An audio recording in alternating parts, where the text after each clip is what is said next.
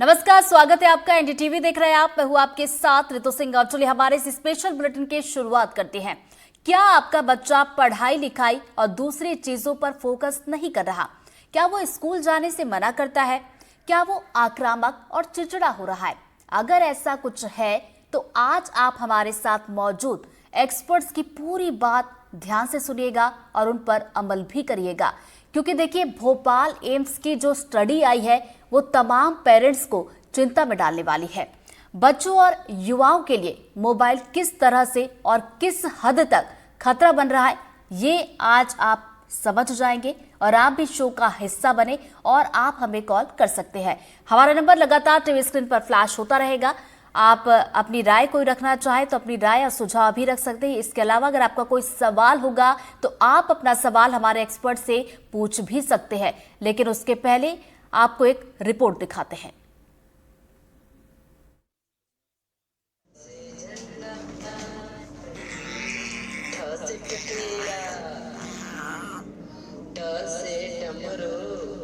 मध्य प्रदेश की राजधानी भोपाल में 7 साल का मासूम सूर्यांश दुबे अब ठीक तरह से बोल नहीं पाता। सूर्यांश वर्चुअल ऑटिज्म डिसऑर्डर से जूझ रहा है। इस बीमारी के पीछे मोबाइल फोन का अधिक इस्तेमाल करना है। 1 साल पहले तक सूर्यांश 8 घंटे तक मोबाइल का इस्तेमाल करता था। परिजनों ने इलाज में लाखों रुपए खर्च किए, लेकिन खास फर्क नहीं पड़ा। एम्स में इलाज के बाद धीरे धीरे हालत सुधर रही है। 7 साल की उम्र में भी वो बहुत कम बोल पाता है। एक अजीब तरह की आवाज निकालता है।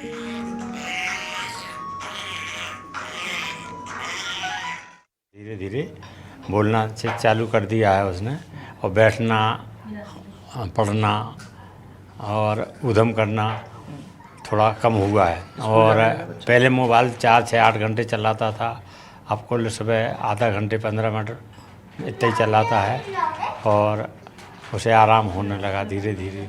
बोलता ही नहीं था। अच्छा, हाँ ऐसी आवाज़ निकालता है। वो बैठता भी नहीं है, मतलब इसका ऐसा दिमाग चलता है कि कहीं अपन बैठाओ तो अपना कला नहीं छोड़ सकते, कुछ गिरा दे, दवाइयाँ गिरा दे, कुछ फेंक दे, कुछ कर दे। ये दिक्कत भी है इसको। अभी शाम को भी 4-5 घंटे, सुबह 8-7-8 घंटे ज़्यादा। हाँ, जब सोता था तभी ले पाते थे। एम्स भोपाल के साइकियाट्री डिपार्टमेंट ने कोरोना और उसके बाद 14 से 19 साल तक के बच्चों की मानसिक स्थिति को समझने के लिए एक रिसर्च की। करीब 2 साल में 413 युवाओं में सोशल मीडिया के उपयोग के पैटर्न को समझने की कोशिश की गई। इसमें 9वीं से विश्वविद्यालय स्तर तक के छात्रों को शामिल किया गया। इसके साथ ही ओपीडी एनालिसिस भी किया गया। एम्स के रिसर्च के मुताबिक 413 किशोरों की केस स्टडी की गई। इसमें 256 यानी 62% लड़के और 157 यानी 38% लड़कियां थी। 33.1% किशोर डिप्रेशन में पाए गए। 24.9% किशोर चिंतित पाए गए। 56% में उतावलापन भी देखने को मिला। 59% छात्रों में देखा गया उन्हें गुस्सा ज्यादा आता है। ज्यादातर किशोरों में एक से ज्यादा समस्या देखने को मिली। स्क्रीन टाइम जो है उसकी वजह से बहुत ज़्यादा समस्या उत्पन्न हो रही है। स्कूल को भी कन्वीनियंट है कि होमवर्क दे देना है, प्रोजेक्ट्स दे देने हैं फ़ोन पे। पेरेंट्स को भी कन्वीनियंट है कि गैजेट दे दिया, लैपटॉप दे दिया। पर क्या बच्चा पढ़ाई के नाम पे पढ़ाई कर रहा है? हम तो उसके कारण से बहुत ज़्यादा अटेंशन कंसंट्रेशन में इश्यूज़ देख रहे हैं, याददाश्त में इश्यूज़ देख रहे हैं। छोटेपन पे बच्चा परिवारजन, माता पिता, बड़े बुजुर्ग जो रहते हैं उनसे सीखता है। अगर हम उनको सब्स्टिट्यूट कर देंगे मशीन से, कितने भी हाई क्वालिटीज़, कितने भी अपडेटेड वर्जन से सीख कर देंगे, नहीं सीखते। इसलिए ही दिक्कत ज़्यादा आ रही है। माँ पापा बोलना बाद में सीख रहा है, अगर नाम से पुकारे तो देखना बाद में सीख रहा है, पर ट्विंकल ट्विंकल लिटिल स्टार पहले सीख जा रहा है। बच्चों के लिए स्क्रीन टाइम को लेकर WHO की बाकायदा गाइडलाइंस हैं, लेकिन अधिकतर लोगों को इसकी जानकारी नहीं है। WHO के मुताबिक 2 साल से कम आयु के बच्चों को किसी भी प्रकार की स्क्रीन के संपर्क में नहीं आने देना चाहिए। कभी कभार रिश्तेदारों से वीडियो कॉल पर बात करवा सकते हैं। 2 से 5 साल की आयु के बच्चों के लिए स्क्रीन टाइम 1 घंटे से अधिक नहीं होना चाहिए। बड़े बच्चों और किशोरों के लिए स्क्रीन टाइम को अन्य गतिविधियों के साथ संतुलित करना महत्वपूर्ण है। कि बच्चे उनको ज़रूरत से ज़्यादा इस्तेमाल कर रहे हैं, तो उससे उनका जो डेवलपमेंट का जो इश्यूज हैं वो आ रही हैं, और साथ में उससे क्या होगा, उनका कॉग्निटिव डेवलपमेंट या फिर कहीं इमोशनल डेवलपमेंट उस पर असर पड़ रहा है उससे। और उसके लिए ये है कि मुझे लगता है कि पेरेंट्स जिनकी प्राइमरी जिम्मेवारी है कि भाई बच्चों को इक्विपमेंट या मोबाइल के अलावा भी जो अल्टरनेटिव हैं उनकी तरफ उनको लाया जाए। तमाम तरह के मानसिक इलाज की व्यवस्था होने के बावजूद मेंटल हेल्थ को लोग पागलपन से जोड़कर देखते हैं। यही वजह है कि बहुत सारे मामले डॉक्टर तक पहुंचते ही नहीं। जो हमारे युवा हैं उनके में फ़ोन के प्रति और कंप्यूटर के प्रति, चाहे वो गेम्स हो, चाहे वो स्टडी हो या किसी भी प्रकार का सोशल मीडिया का यूज़ हो, उसमें स्क्रीन टाइम बहुत ज़्यादा बढ़ गया है। जो लत बन जाती है स्क्रीन की वजह से सोशल मीडिया की, वो सारी चीज़ें जो हैं वो एक बुरा असर डाल रही हैं, और ख़ास तौर से हमारे युवाओं को। एम्स भोपाल में वेलनेस सेंटर है। वेलनेस सेंटर हम लोगों में जो क्लिनिकल साइकोलॉजिस्ट होते हैं वो वहाँ पे बैठते हैं। आज के समय में फोन को खुद से कुछ मिनटों के लिए भी दूर रख पाना लोगों के लिए मुश्किल सा हो गया है। हर वक्त निगाहें स्क्रीन पर।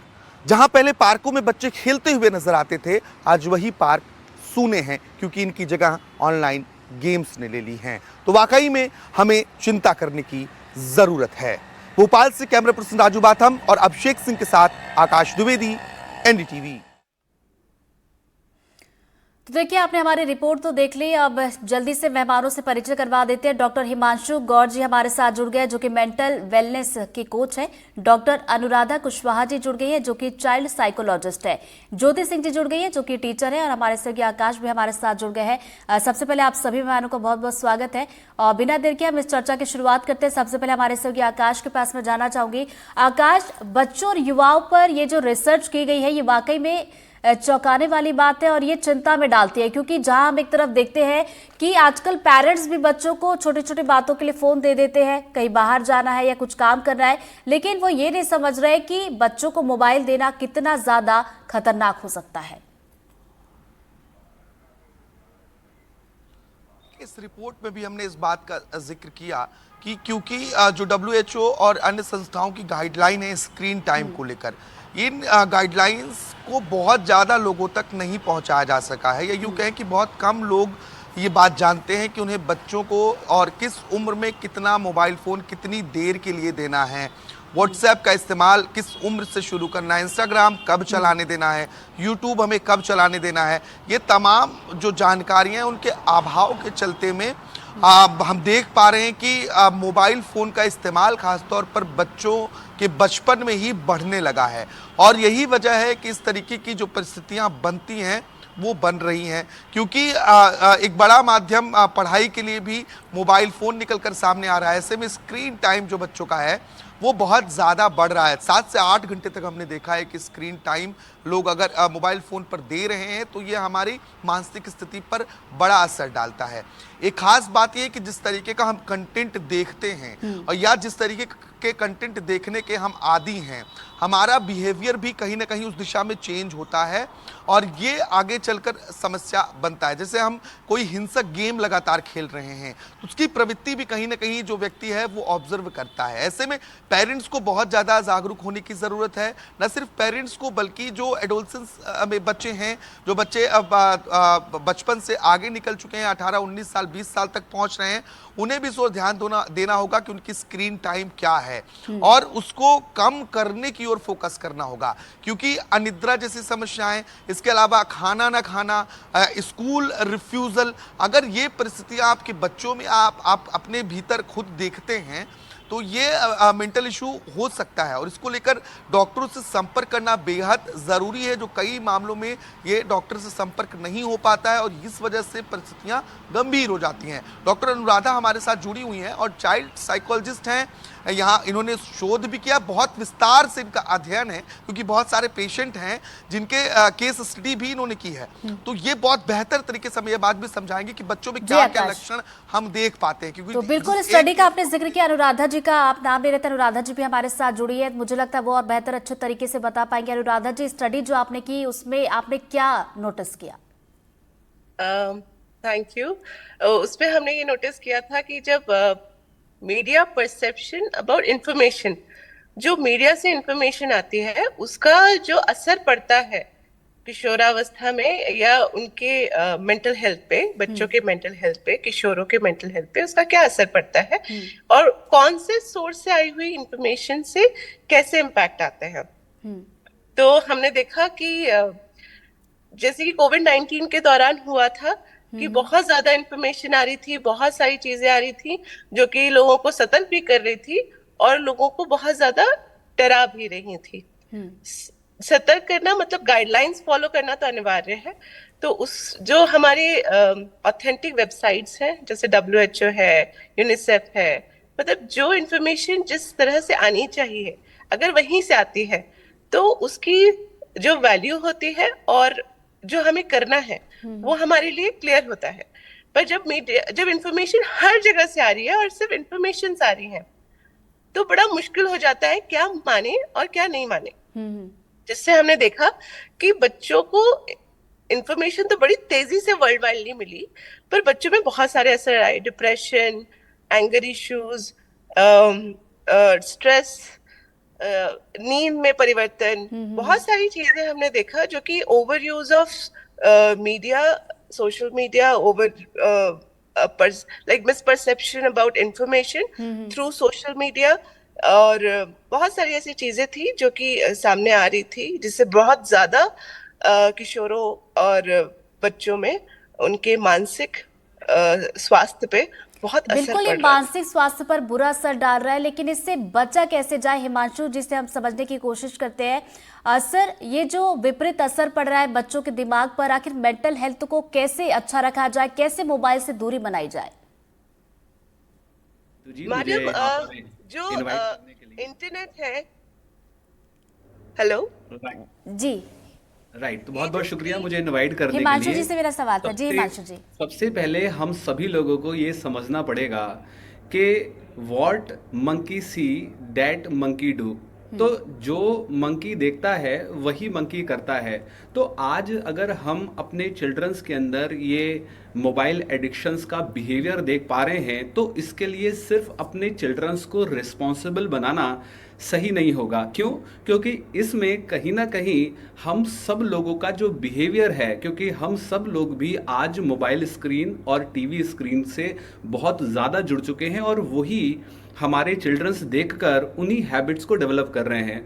तो आज जो चिल्ड्रंस देख रहे हैं वो हमको देख रहे हैं और हम ही को देखकर वो जो बिहेवियर है उसको डेवलप कर लिया है। कहीं ना कहीं आज पेरेंट्स, एज एन पेरेंट्स, क्योंकि मेरी भी 2 साल की छोटी सी बच्ची है, हम कहीं ना कहीं अपनी रिस्पॉन्सिबिलिटी को और अपनी जिम्मेदारी को और अपने कंफर्ट के लिए कई बार बच्चों को टीवी और कार्टून्स या फ़ोन को दे देते हैं ताकि हम फ्री हो सकें। लेकिन इसका कितना नेगेटिव इम्पैक्ट पड़ रहा है ये हमें समझना पड़ेगा। जैसे कि अभी हमारे बाकी की पैनलिस्ट ने ये बताया, क्योंकि इन्फॉर्मेशन तो आ रही है लेकिन हमारा ब्रेन एनवायरनमेंट से, मौजूदा एनवायरनमेंट से 15 मिलियन बिट पर सेकंड ही इंफॉर्मेशन ले सकता है और उसको प्रोसेस करने की एक लिमिट है। हमारे ब्रेन की एक लिमिट है जो कि सिर्फ 126 बिट्स ही प्रोसेस कर सकता है। लेकिन इतनी ज़्यादा इंफॉर्मेशन 4 साल से कम उम्र में आपको मिल रही है जहां पर कॉन्शियसनेस ही डेवलप नहीं हुआ है, ब्रेन सही तरीके से डेवलप नहीं हुआ है। दैट्स वाई जो बाकी की अदर मेंटल इश्यूज हैं वो क्रिएट होना शुरू हो रहे हैं। इसमें रितु जी एक पॉइंट बहुत ही महत्वपूर्ण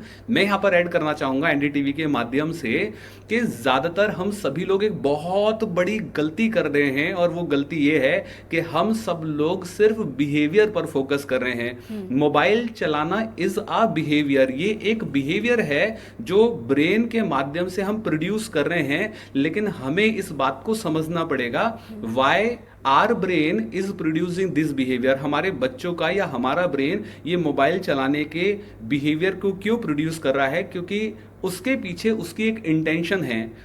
हमारे ब्रेन को इस बात से कोई लेना देना नहीं है कि मोबाइल है या क्रिकेट है या बाहर जाकर खेलना है। ब्रेन को सिर्फ रितु जी एक बात से लेना देना होता है कि मुझे कंफर्ट कहाँ मिल रहा है। तो ब्रेन हमेशा उसी की तरफ भागता है जिस तरफ उसको कंफर्ट मिलता है। तो अगर हम सभी लोगों को इस इशू को एड्रेस करना है तो सबसे इंपॉर्टेंट है कि सिर्फ हमें बिहेवियर को बदलने के बारे में सोचेंगे। कई बार ऐसा होता है कि पेरेंट्स चाहते हैं कि अपने बच्चों को मोबाइल ना दें और वो छीन भी लेते हैं, लेकिन बच्चा जिद करने लगता है, रोने लगता है और माँ बाप पेरेंट्स को उनके सामने झुकना पड़ता है। क्यों?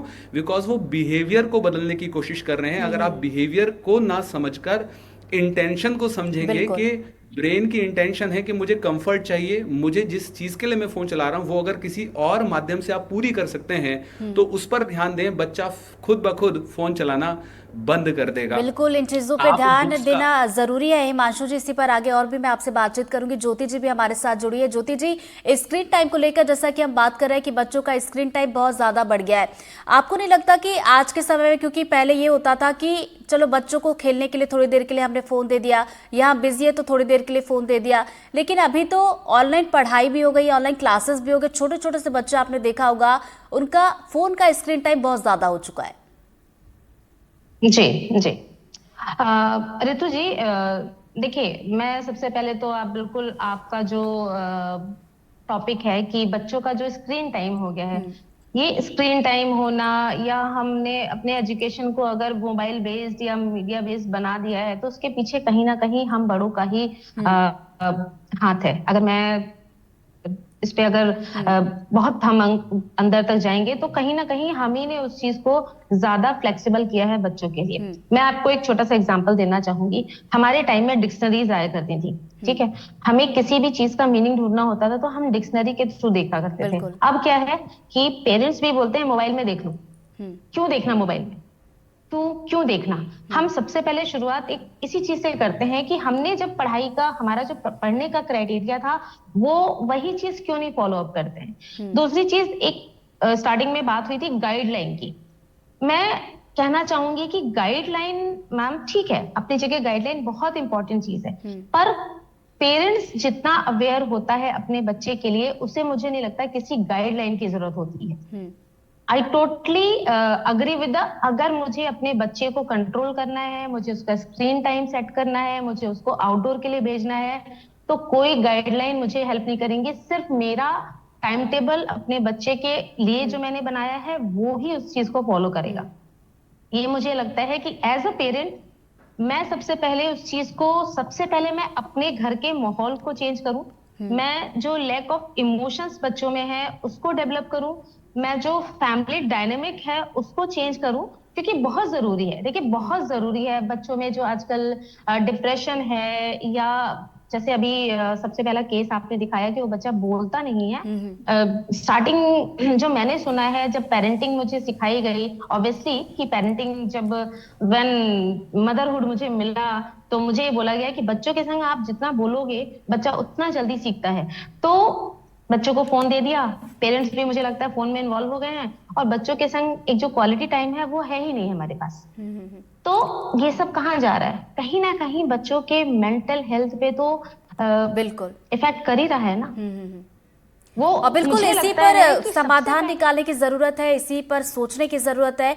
आकाश, जैसा कि आप बता भी रहे थे कि पहले जो है बच्चे पार्क में दिखते थे, और वाकई में ये सच बात है कि जब हम घर से पहले बाहर निकलते थे तो गली मोहल्ले में बच्चे हमें खेलते हुए नजर आ जाते थे, उछल कूद करते हुए नजर आ जाते थे। लेकिन आज के समय में अगर देखा जाए तो बच्चे खुद ये पसंद करते हैं कि वो एक बंद कमरे में रहे, हाथ में फोन रहे, और समय का उनको कोई पता नहीं होता, वो घंटों घंटों तक मोबाइल चलाते रहते हैं। ये चलन बीते कुछ समय में हमें बहुत ज़्यादा बढ़ता हुआ दिखा है।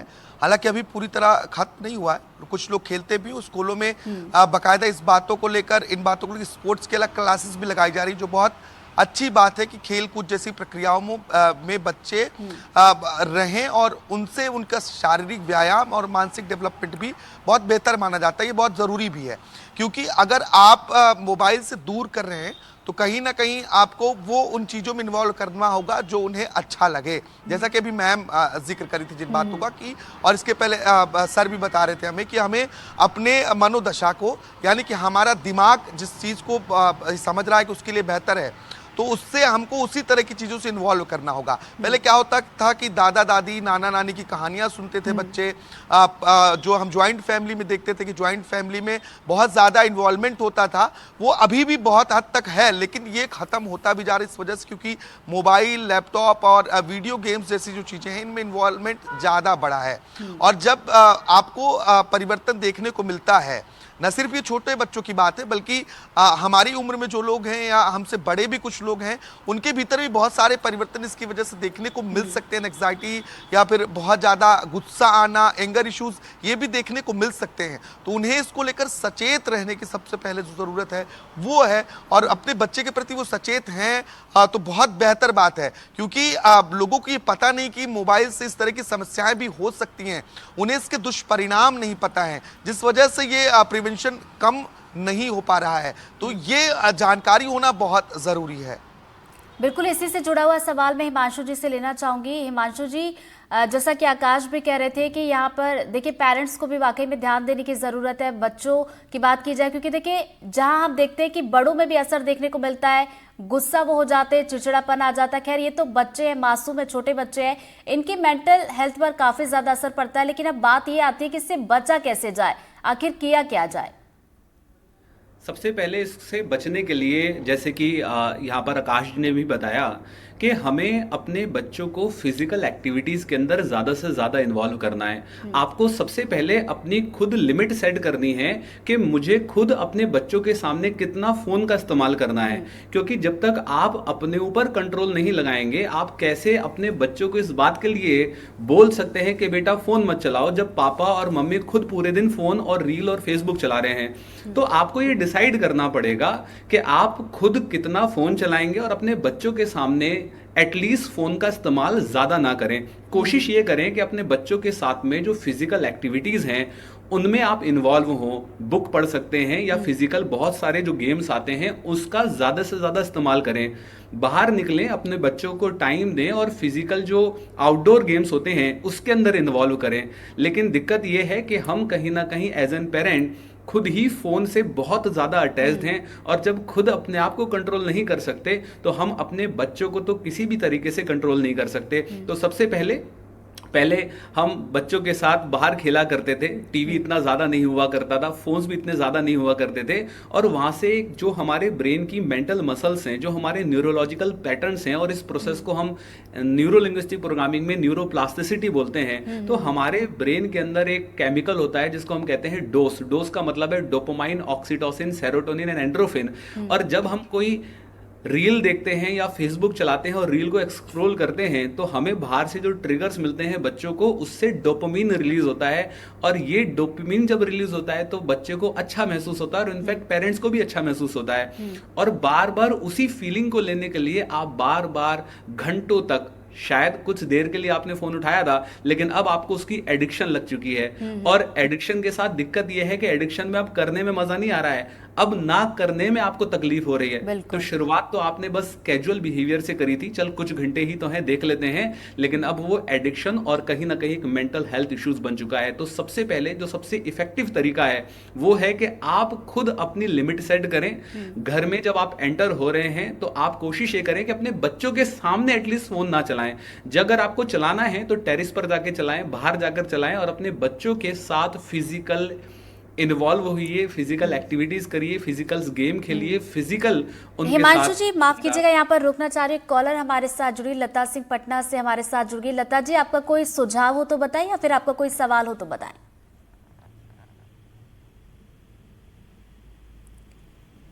लता जी, क्या आप मुझे सुन पा रही हैं? चलिए, कॉल शायद कट हो गई है। हिमांशु जी, आप अपनी बात पूरी कीजिए।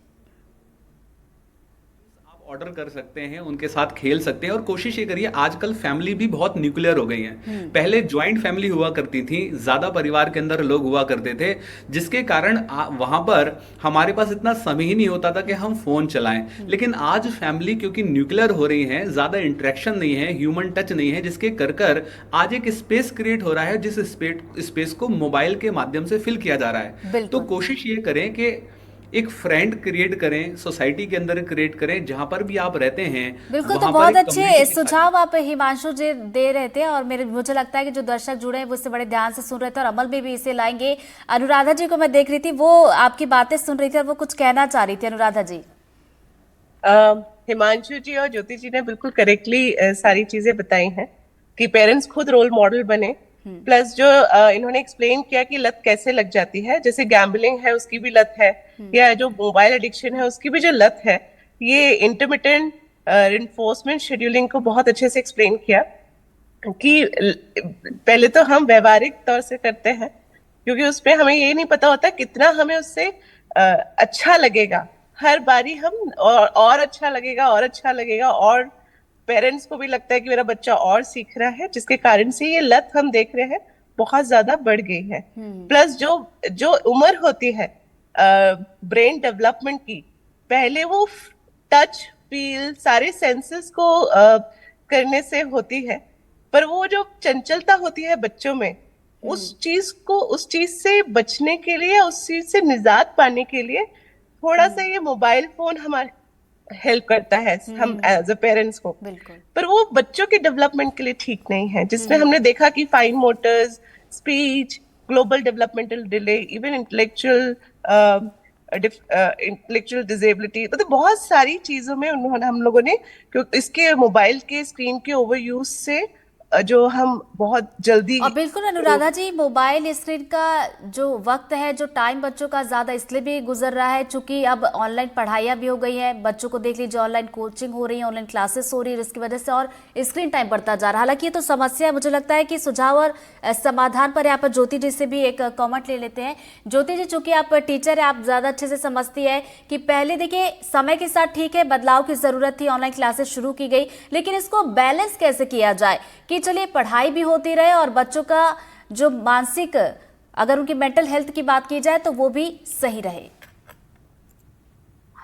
ऋतु जी, देखिए बिल्कुल सही सवाल है ये कि चीजें तो हैं ही, हमारे को अगर आगे बढ़ना है तो उसके लिए इंटरनेट, मीडिया, ये सब चाहिए, लेकिन कहीं ना कहीं हमें कुछ ऐसे सॉफ्टवेयर डेवलप करने चाहिए जहाँ पे एजुकेशन से लेके चीजें ही अवेलेबल हो बच्चों के लिए। जैसे कि अभी थोड़े दिन पहले एक मुद्दा था कि ऑस्ट्रेलिया गवर्नमेंट ने इस चीज पे रोक लगाई है कि 16 ईयर तक के बच्चों को फोन नहीं देना है या उनको सोशल मीडिया पे एंगेज नहीं होना है। तो मुझे लगता है हमें भी कुछ इतने स्ट्रॉन्ग डिसीजन लेने चाहिए, कुछ स्ट्रॉन्ग नियम कानून बनाने चाहिए। और सबसे इम्पोर्टेंट ये है कि जो हमारा पढ़ाई का जो एक प्रोसेस था, जो हम पुराने तरीके से थे कि हम ERP के थ्रू या ऑनलाइन के थ्रू हम बच्चों को की एक्सेसिबिलिटी को देखिए जीरो करना तो मैं कहूंगी बिल्कुल पॉसिबल नहीं है, क्योंकि जहां AI आ रहा है वहां पे हम कहें कि जीरो कर दें, इट्स नॉट पॉसिबल,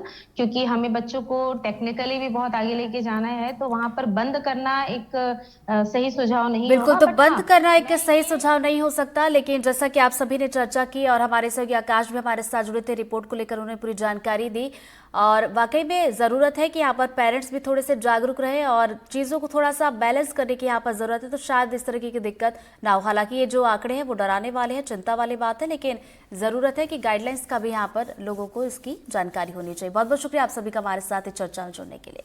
और इसी के साथ इस बुलेटिन में फिलहाल इतना ही। खबरों की लगातार अपडेट्स के लिए बने रहिए NDTV मध्य प्रदेश छत्तीसगढ़ के साथ। नमस्कार।